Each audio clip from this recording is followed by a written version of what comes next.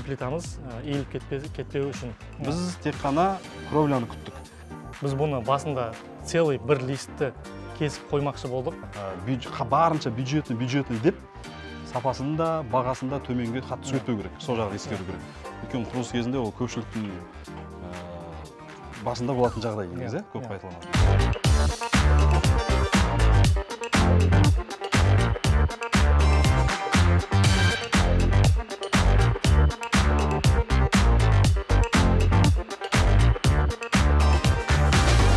Бүгін біздің қозғайтын тақырып ол утеплительдерге қатысты болады. Дәл қазір бізде екінші қабат, яғни мансард қабатымыздағы алдыңғы видеода көрсеткен сияқты уже стропилаларымыздың арасын мин плиталармен толтыру этапына келдік. Дәл осы ситуацияда қазір не жасалып жатыр, қандай жұмыстар әдеттегідей Рәкең толықтыратын болады? Біз айтып өткендей, алдыңғы видеода айтып өттік біз мин плиталар туралы. Қазір бізде 50-лік плотностағы 3 слой мин плита істеп жатырмыз. Оларына өзімізге қажетті стропилалардың арасында біз алдыңғы видеода айтып өткенбіз, рейканы қақтық, бірінші жесткостьқа, екінші мин плита осыған отырады деп. Және де оған перпендикулярно тағы бір рейкілерді қағып шықтық, что мин плитамыз иіліп кетпеу үшін. Қазір балдар бір шеттен бастап ұсталарымыз бастады, мин плитаны төсеп. Бұл жерде бізде ескеріліп істеліп жатқан нәрсе, мин плиталар 3 слой болған үшін бірінші слой тасталғаннан кейін екінші слойы шахматный қылып тасталып жатыр. Неге? Өйткені бірінші мен екінші мин плитаның арасында мостик холода дейді, яғни суық ауа кіру қаупі болған үшін екінші плита сол жерді жауып кетіп жатыр. Үшінші слойда да екінші слойдың стыктарын, яғни ашық қалған жерлерін жауып кететін болады. Бір-біріне мин плитаның қосылған жерлерін. Оны видеодан толық көрсетуге болады. Технология бойынша солай жасалу керек. И сосын тағы бір ескеретін мәселе, именно осы мансард құрылысы кезінде, мысалға бізде плита келіп қойғаны біраз уақыт болды. Біз тек қана кровляны күттік.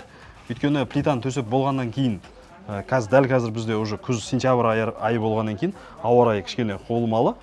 Кез келген уақытта жауын жауып кетуі мүмкін, жауын жауатын болса, мин плитаның свойствосын құртып аламыз біз уже.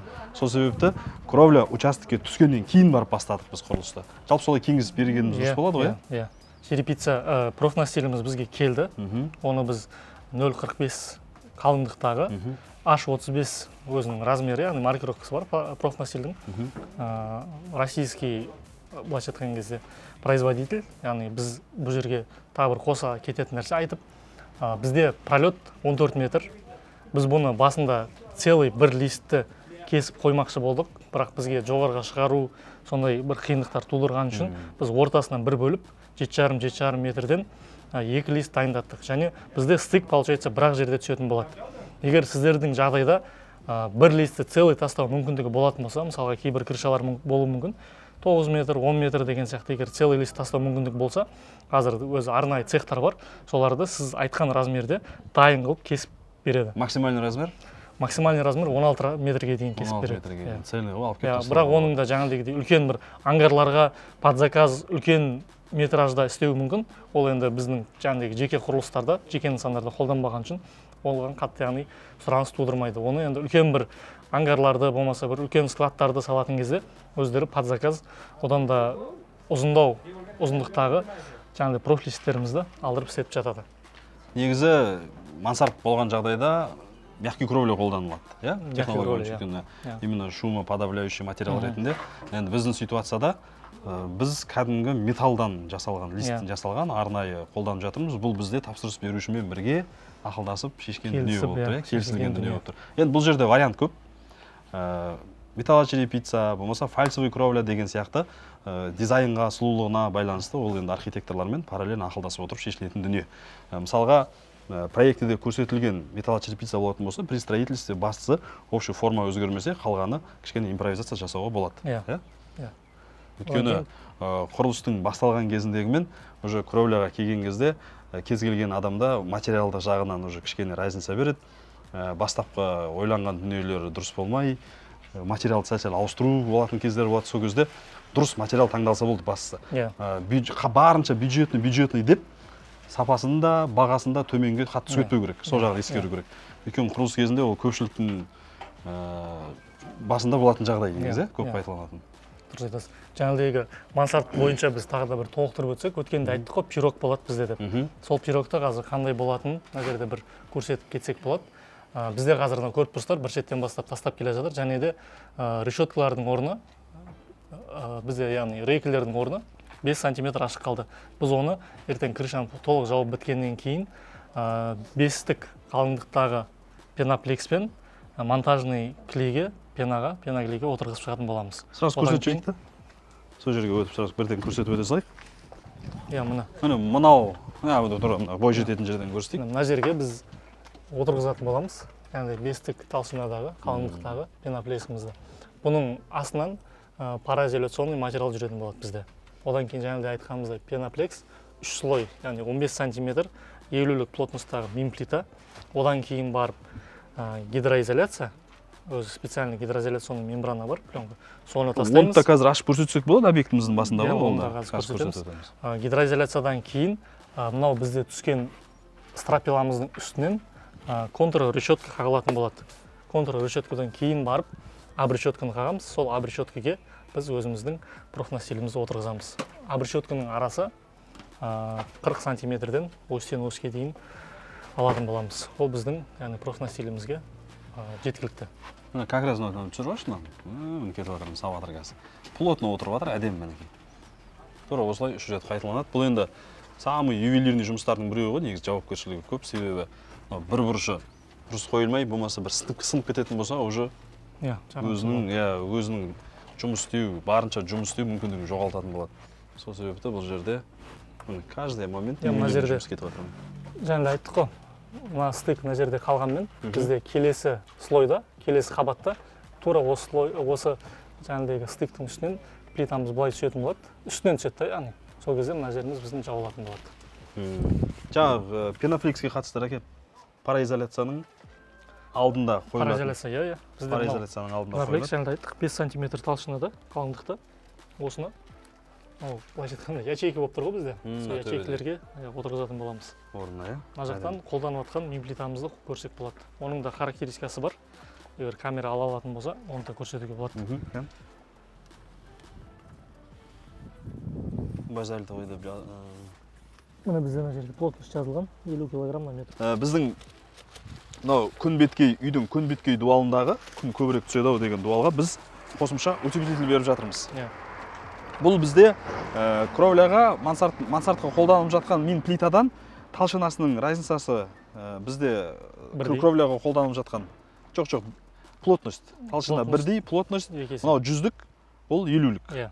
Олай қолдану себебіміз мынау бізде как настенный дуалдарға қолданылуға. Негізі көбісі ойлайды, плотность көбейгенге ол жылуды жақсы ұстайды деген сияқты. Негізі бізде именно мансардқа қатысты қолданылатын плотность ол 30, 40, 50 соның аралығында. Енді бұдан да плотныйлар бар, ол уже напольный болады, полға арналған болып кете береді. Ситуацияға байланысты. Біздің ситуацияда осы 100-дік. Бұның сыртынан қандай процедуралар жасалады алдағы уақытта? Так, бізде қазір көрсеңіздер, балдар мемплиталарымызды бір-бір зондпен ұстатып қойған, зондикпен. Бұдан кейін біз әр плитаға 5 зондик, одан кейін мынандай плиталардың біріккен жеріне тағы бір зондиктан істеп шығатын боламыз. Сол біздегі процесс біткеннен кейін біз бұған кафельный клей, яғни өзіміздің Титан Термопро кафельный клей бар. Соны сеткамен бірге, 145 плотностағы сетканы алдық, сонымен бірге кафельный клейді тарып шығатын боламыз. Былайша айтқан кезде біздің қабырғамыздың штукатуркасы. Соның үстінен бізге ертең өзімізге керекті декоративный штукатурка немесе клинкерімізді жабыстыратын боламыз. Жабыстырып отырғыза береміз. Енді жаңағы плотностьті сразу көрсетіп кетейікші мына жерде жаңағы алып келген көзөкпен. Так, біздегі мынау байқасаңыздар, сразу көрініп тұр. жұмсақ болып тұр. Бұл бізде крышаға қолданып жатқан, яғни шатырға қолданып жатқан мемплитамыз. Тығыздығы аз екен көрініп тұр. 50-лік плотность.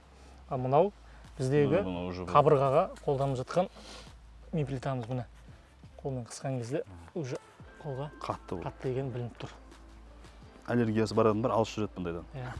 Нұреке, біз алдыңғы видеода айтып өткен едік, мынау біздегі салынып жатқан хоз постройкамызге пенобетон құямыз, жаңағы утепление ретінде. Одан кейін обрешеткаларымызды 80 сантиметрден қалдырдық деп айттық қой. Орталарына тағы да 40 сантиметр қылып обрешетканы қағып біттік. Бұл жерде тапсырыс берушінің сұранысы бойынша 20 сантиметр қалыңдықтағы пенобетон құйылды. Екі слойдан құйды ғой. Екі слойдан құйды. Бірінші 10 сантиметр, одан кейін үстіне тағы 10 сантиметр құйды. Негізі 15 сантиметр, 15 сантиметр, біздің Шымкент қаласында негізі жеткілікті деп айтады. 15 сантиметр құйып жатады. Бұл жерде енді қосымша кровляның жақын орналасуына байланысты, ертең ыстық өтуіне байланысты біз барынша қайтып алдағы уақытта бұның жылулық тақырыбына оралмас үшін біз 20 сантиметрға қалың қылып құйып кеттік. Бұл хозпостройкамыз уже біздің профнастилге дайын. Материалдар келіп тұр, балдар уже кірісіп бастайтын болады бұны қатырма. Бірінші маңыздысы үй болғаннан кейін ауа райына өз білініп тұр, кішкене бұл жел болып тұр, жаңбыр жауып кету қаупі болғаннан кейін біз бірінші очередь қазір бүкіл ұсталарды осы үйге қатысты кровляда жүр қазір барлығы. Акцентті сол үйге беріп жатыр. Акцентті сол жаққа беріп жатыр. Усиление сол жақта, фокус сол жақта. Так, сосын бұрыштағы усилениелерге қатысты ақпаратпен толықтырасыз. Біз мынаны айтып өтейік. Үйдің артына 80 сантиметр біз тағы да былайша айтқан кезде ағашпен шығардық. Ол ағаштарды бізде мауырлат бар, мауырлатқа және де бірінші тұрған стропилаға қатырдық. Бірақ ол біз мына жаққа жоғары жағына, бас жағына кішкене салмақ басқан иілген үшін біз мына жерде көрініп тұр, рейкілермен қосымша усиление бердік және де бері қарай шығып тұр. Одан бөлек біз мынау бірінші тұрған стропиланың өзін 6-лық диаметрдегі сыммен, 0,6-лық сыммен не істеп шықтық, қатырып шықтық, тағы да усиление беріп. Алда көрсетеміз. Ертең мына жаққа, яғни қар, сондай бір жел не болған кезде мына жақ нагрузка түседі. Нагрузканы көтеріп кетпеу үшін, басып кетпеу үшін біз противовес қылып мына жақтың бәрін усиление беріп істеп шықтық. Жалпы жаңа уже біз алдындағы видеоларда айттық қой, құрылыс кезінде кішкене импровизация болады, ол заңдылық, бастысы общий композициядан айнып кетпесек деген сияқты.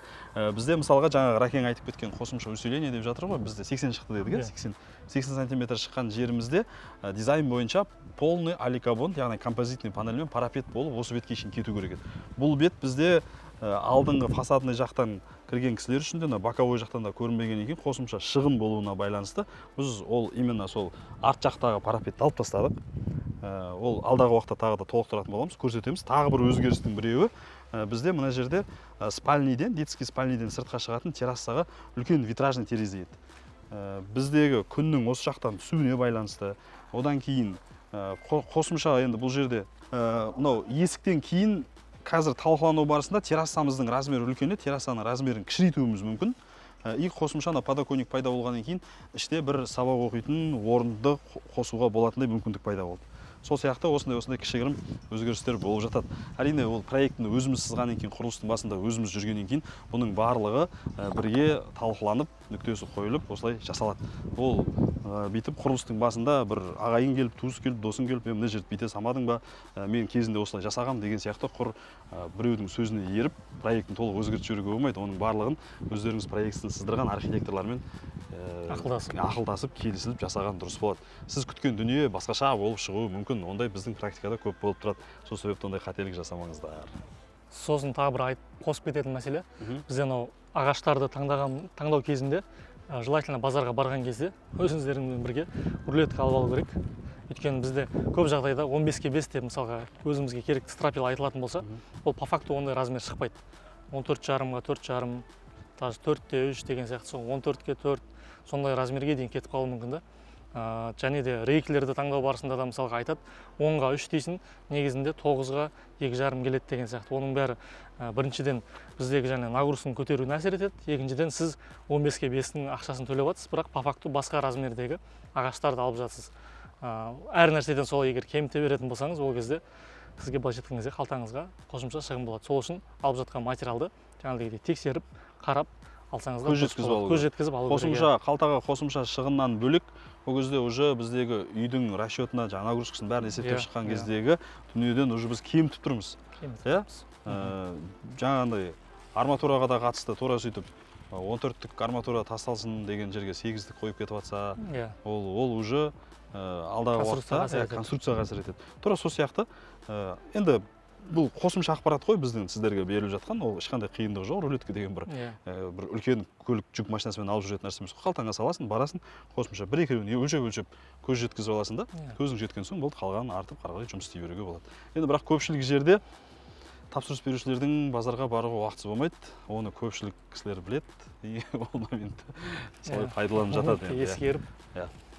Басқа размерде. Көш жүре түзеледі дейді, алдағы уақытта бұның барлығы түзеледі деген ойдамыз.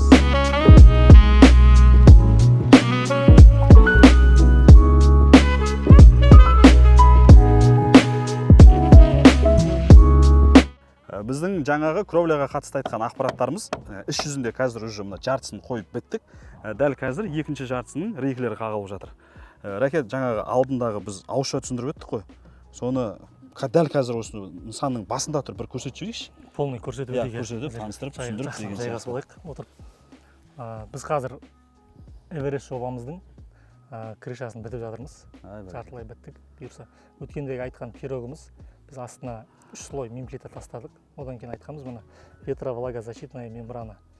Ол дүниемізде төселді. Бұл жерде нәрде көрініп тұр. Лина нахлёс, яғни бір-біріне мінетін жағы. Және бұл біз аст жағынан бастап келіп, бір-бірінің үстіне, былайша айтқан кезде лист жаңағыдай пленканы бір-бірінің үстіне нахлёс 10 см мінгіздік. Өйткені ертең мына аралықта бізде конденсат болуы мүмкін. Сол конденсат мынаған түсіп, бізде арды суағарға кетіп қалу керек. Және тағы бір бұл жерде айта кететін жайт, мына жерде көріп тұрсыздар, контур решетка қағылған бізде. Бұл контур решеткалардың арасын не үшін қалдырдық? Бізде сквозной ауа айналып тұру үшін, былайша айтқан кезде мына жердегі осы аралық бізде табанның температурасымен бірдей болу керек. Сол кезде бізде көп конденсат болмайды бұл жерде. Егер мына жер бізде ыстық болатын болса, мына жақта уже суық температура, сол үшін мына жерде конденсат жиналуы мүмкін. Біз мына контур решеткаларды қатырған кезінде бұл жерде шегелермен ұрдық. Мұны шуруппен де ұруға болады, шегемен де ұруға болады. Және де бір ескерте кететін жағдай, мына жерде астындағы двухсторонний скотч туралы айтып кетсек болады. Біз мынаны рейкелерді 60 см қылып кесіп алып, астына двухсторонний скотчты жабыстырып шықтық. Ол не үшін? Ол былайша айтқан кезде біздегі сальниктің рөлін атқарады ғой. Сальник, жаңағы прокладка дейді. Мынау үстіне шегемен ұрылып қысылған кезде резина сияқты қысып қалады. Ертең жаңағыдай шеге қағылған жерден және мына жерлерде скобамен біз ұрып шыққанбыз степлермен. Сол орындардың жаңағыдай болатын кішкене бір тесіктер болса, осы қысып сол жерде жауып кетеді. Сол үшін тасталған. Біздің ең уязвимый деп білген жерлердің барлығына қосымша страховка істеп кеттік қой, біз поверхностьқа. Қосымша страховка істеп кеттік. Одан кейін мына жерлерде көріп тұрсаңыздар, өткендегі айтқан обрешеткамызге 9-ға, 9,5-ға 3,5-лық толщинасы, яғни қалыңдығы рейканы қатырдық. Және де бұның осыдан осыға дейінгі размері 40 см. Тағы бір қосып кететін нәрсе, мына жерде біз шатырымыздың ені 14 метр болған, 13,90 ба сондай размері. Грубо 14 метр деп алдық. Соны біз өткенде айттық, целый лист қылып тастасақ та болады, немесе бөліп жіберсек те болады. Бізде көп жағдайда жаңағыдай 6 метрлік дайын профнастилді алып, оны тастап 3-ке 4-ке бөліп тастап жатады. Біз бұл жерде тек қана ортадан бір стек жіберіп, және де бір-біріне мінген жерін, мысалға, мына жерде көрсеңіздер болады, мына екі бізде обрешетка, тура осы жерде де келесі листіміз келесі обрешеткаға дейін өтіп, яғни 1 метр бір-біріне мінетін болады. Үстіне киіліп жабылады. Үстіне киіліп жабылады. Бізде негізі бүтінін тастауға мүмкіндік болды, бірақ біз оны жаңа сыртқа төбеге шығару бар, процесстердің кішкене қиындатуы болғаннан кейін, қиындық тудырады дегеннен кейін біз бұны екіге бөлдік. Егер сіздердің жағдайда жаңағыдай мүмкіндік болатын болса, мүмкін 10 метр болуы мүмкін, болмаса 8 метр болуы мүмкін. Оны өткенде де айтып өттік, арнайы бір цехтар бар. Сіздің айтқан размеріңізге, өзінің маркасына байланысты кесіп береді. Мысалға 8 метр, 10 метр деген сияқты. Соны кесіп, мүмкіндігінше целый қылып тастаған дұрыс болады. Құрылыстың басында отходтар көп шықпас үшін, қазір уже оған да жағдайлар жасалған, керек размерді кесіп береді. Керек торшинада, керек маркеде деген сияқты. Мынау қос постройкада бізде тура сондай жағдай болды.